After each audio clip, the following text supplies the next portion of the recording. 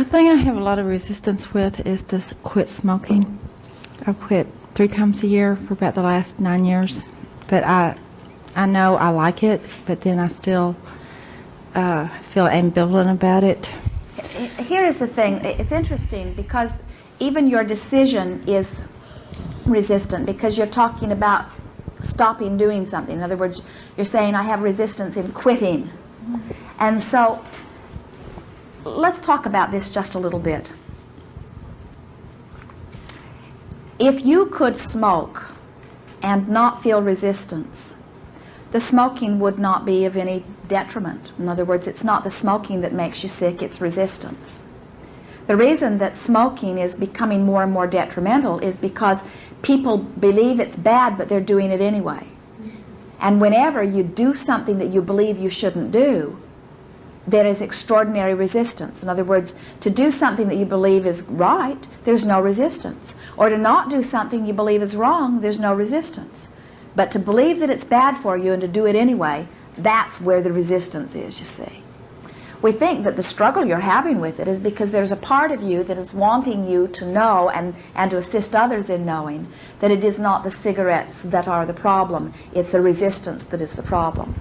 So when you say, I want to stop smoking, we would say, well, what is it you do want? You're saying no to smoking, which really what you're saying is no to sickness, or no to disapproval of others, or no to being banished in restaurants or in offices. In other words, you're saying no to disapproval mostly, or no to declining health mostly. So what are you saying yes to? I want to have a vital, happy life. I want to feel the best I can feel in my body. I want to harmonize with people as much as possible. In other words, as you begin talking about what you say yes to, what you will begin noticing is that sometimes the yes to harmony will be stronger maybe than the yes to cigarettes, or maybe they are not separate. Maybe I can have my cigarettes and have all of that too.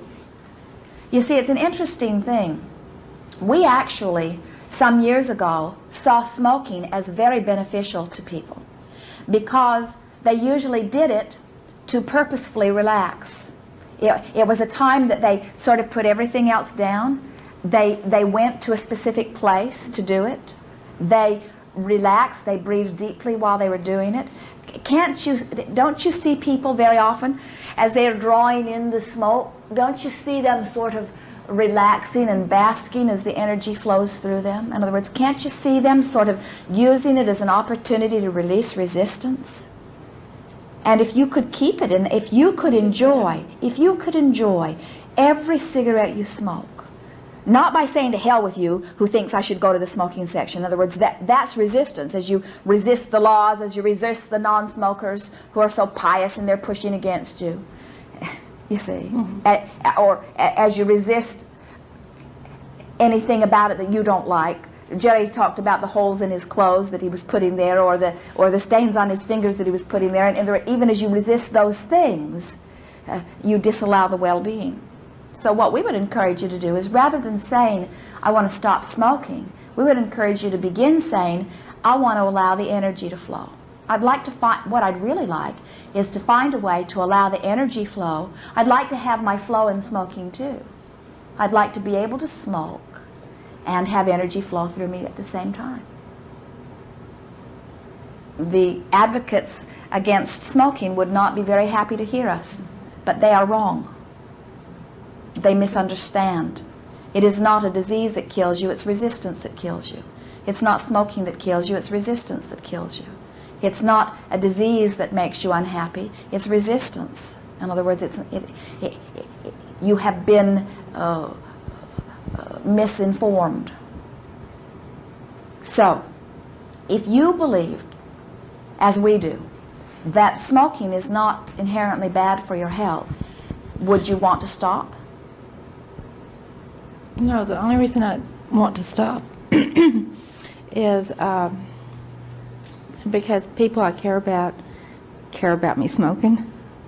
You know what I mean? Yes, because they love you and they think it's bad for you, and so they've decided that if you smoke, you can't be well.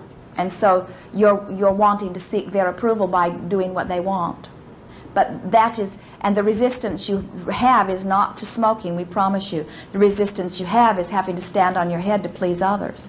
The resistance that you have is promoting conditional love.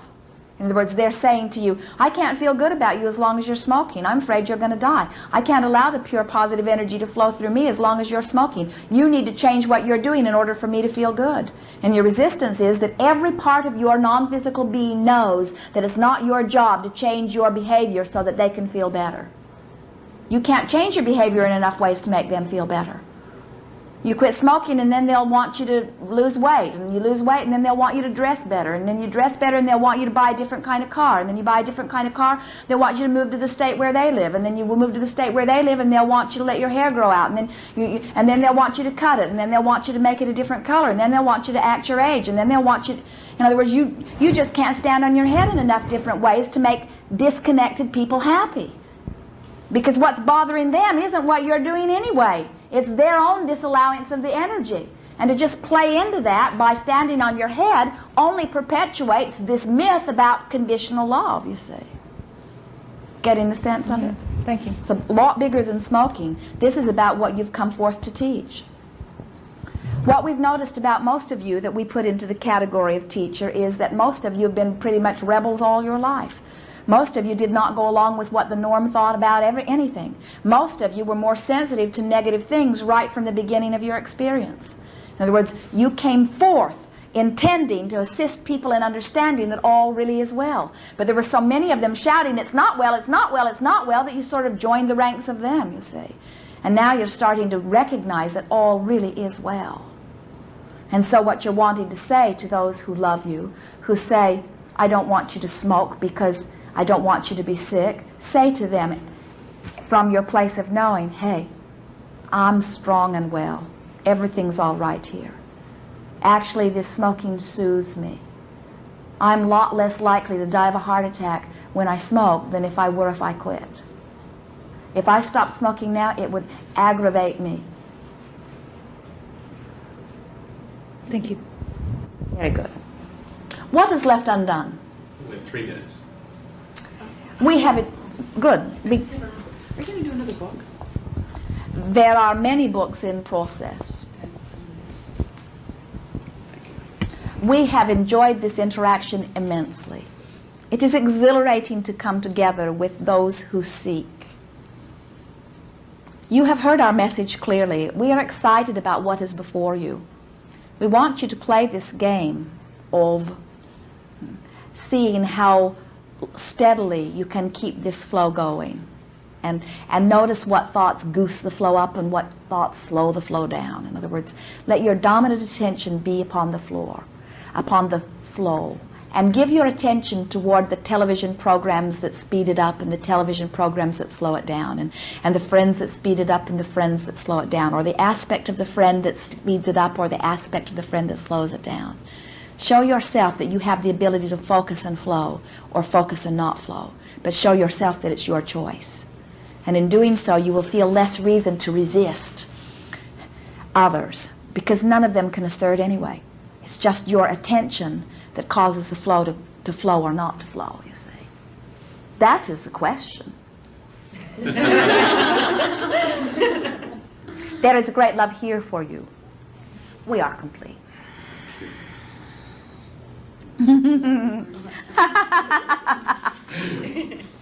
That is the question. Yes.